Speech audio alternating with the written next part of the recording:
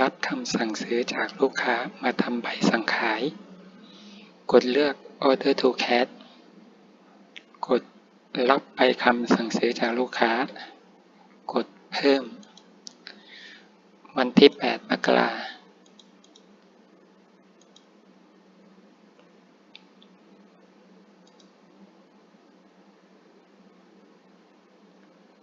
บริษัทดีดีล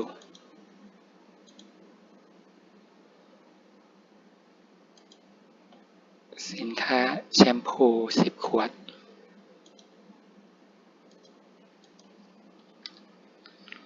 ขวดละ120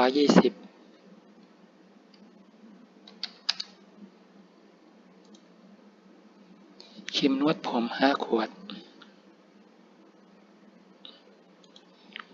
ขวดละ110